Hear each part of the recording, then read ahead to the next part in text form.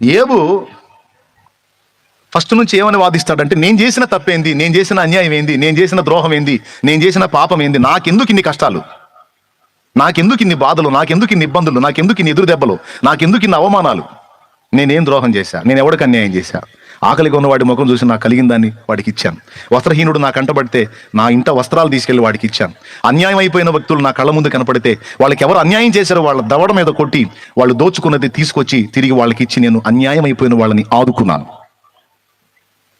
నేను నా పొరుగువాని భార్యను ఆశించలేదు, వాని వాకిట పొంచి ఉండలేదు.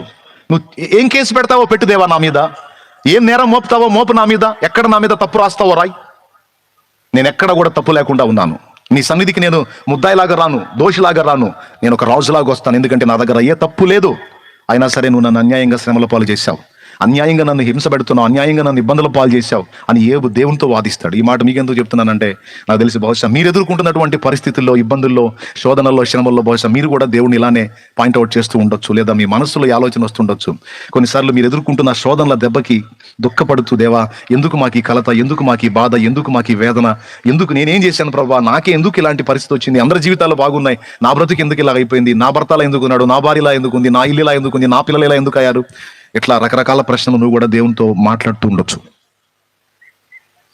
మాట్లాడుతుంటారా? ఇలాంటి ప్రశ్నలు ఉండొచ్చు అంటావా, ఏం లేదంటావా? మీ లైఫ్లో ఎప్పుడోసారి ఏదో ఘట్టంలో మీరు ఇలాగా బాధపడి ఉండొచ్చు. ఎంతమంది ఒప్పుకుంటారు?